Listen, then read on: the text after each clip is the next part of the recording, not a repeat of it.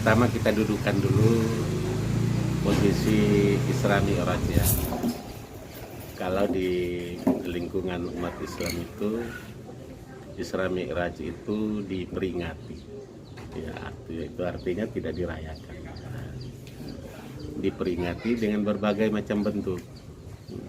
Ada yang cukup dengan salawatan, ada yang cukup dengan yasinan, ada yang cukup dengan senang-senang rebana dan seterusnya. Tetapi hampir semua kegiatan penyelenggaraan peringatan Isra dan Mi'raj itu selalu diikuti dengan pesan-pesan moral, jadi pesan-pesan ilahi. Kenapa Isra Mi'raj itu terjadi, bagaimana, dan seterusnya, hasil akhir dari Isra Mi'raj itu seperti apa. Kita sama maklumi bahwa kalau MUI itu tidak masuk dalam wilayah operasional.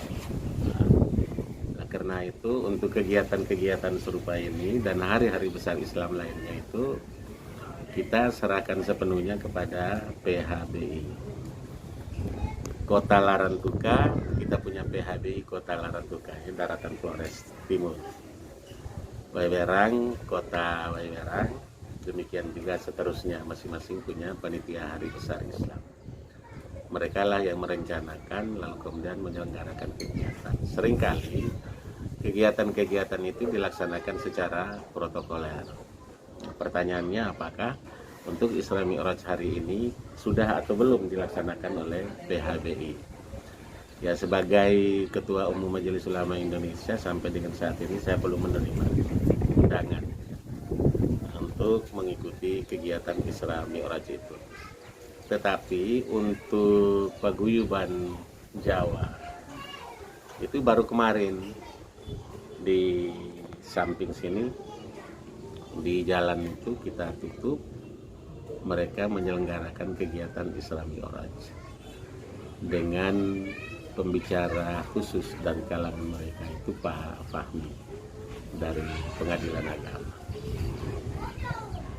Nah, mereka di situ kan ada TPA ya, Taman Pengajian Al-Quran, jadi mereka pusatkan di situ. Nah, pesan-pesan yang disampaikan itu semuanya hampir sama, disesuaikan dengan fenomena yang terjadi di wilayah ini belakangan ini. Yang terakhir ini lah kemudian pesan-pesan itu muncul. Kalau secara historis itu sudah biasa. Tapi saya sendiri memandang Isra Mi'raj itu sebenarnya silaturahim dua alam. Ya. Jadi silaturahim bumi dan silaturahim langit ya. Jadi bumi itu Rasulullah berangkat dari Mekah ke Palestina, lalu kemudian Mi'raj menembus lapis langit ketujuh sampai ke satu tempat yang namanya Sidratil Muntaha. Normal kan tidak mungkin dalam satu malam. Subhanallazi asra bi abdihi lailan minal masjidil haram ilal masjidil aqsa. Ini Masjidil Haramnya di Mekah, Masjidil Aqsanya di Palestina. Begitu. Lalu di situ Mi'raj. Nah, tetapi di akhir ayat itu innallaha ala yang menerangkan bahwa Allah Subhanahu wa taala itu Maha mendengar dan Maha mengetahui. Ul Basyirnya di situ Maha mendengar dan Maha mengetahui. Sehingga kita tidak bisa menafikan itu dengan akal pikiran manusia. Urusannya adalah urusan Allah Subhanahu wa taala.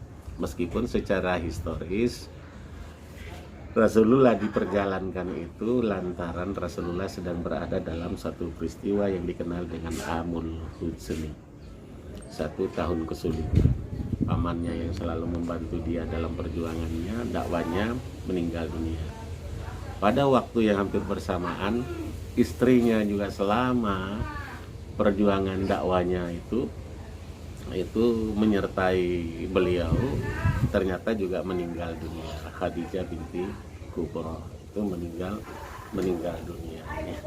Rasulullah tinggal sebatang kara sedang usia kecil malah sampai melaksanakan atau dinobatkan jadi nabi dan rasul, lalu kemudian dia juga sebatang kara dalam perjuangannya. Disinilah Allah itu.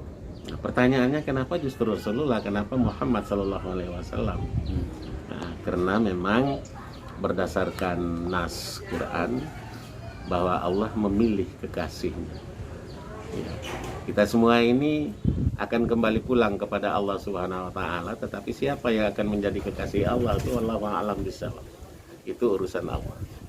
Tetapi kalau Nabi jelas, Rasul jelas, Allah mengatakan Nabi Muhammad Sallallahu Alaihi Wasallam itu adalah kekasihnya.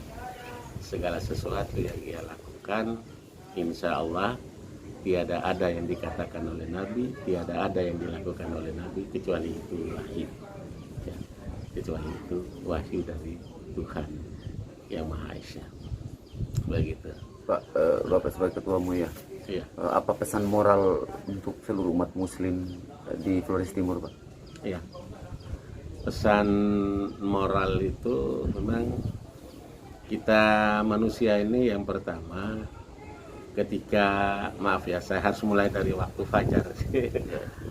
Ketika waktu subuh itu orang tidak bangun lalu memuliakan Allah Subhanahu Wa Taala, tidak memuliakan Allah Subhanahu Wa Taala, maka ada 4 penyakit yang kena pada dirinya itu. Penyakit yang pertama adalah dia selalu menghadapi tingkat kesibukan yang luar biasa yang dia sendiri juga tidak tahu. Dia pikir sibuk itu bagus. Padahal kesibukan itu adalah bagian daripada penyakit, karena dengan kesibukan itu lalu dia lupa bahwa ada waktu-waktu tertentu dia harus berhubungan dengan Sang Khalik Penciptanya. Yang kedua, dari sisi kebutuhan itu selalu seperti Maslow itu. Semakin terpenuhi, semakin tidak puas, semakin terpenuhi, semakin tidak puas. Itu penyakit yang kedua yang dihadapi oleh umat manusia. Dan yang ketiga, ternyata ya karena namanya kita manusia ini hidup berdampingan itu mestinya baik. Tetapi kemudian orang yang tidak dekatkan diri kepada Allah Subhanahu Wa Taala pada waktu subuh, waktu fajar disebut situ, itu ternyata tidak senang dengan adanya hubungan baik antar sesama umat manusia. Kalau tuh dia lihat ada hubungan kita bagus dan segala macam, itu kamuflase, hanya lip service saja. Dia juga nimbrung ke dalam, gitu. Sedangkan yang keempat, karena waktu fajarnya dia tinggalkan, maka ketika seruan-seruan baik itu selalu dianggap sebagai sesuatu yang buruk, karena hatinya tidak bisa menerima. Ini kita kasih contoh saja viral sekarang ini. Kita punya menteri agama ini. Kita punya menteri agama ini menyerupakan azan itu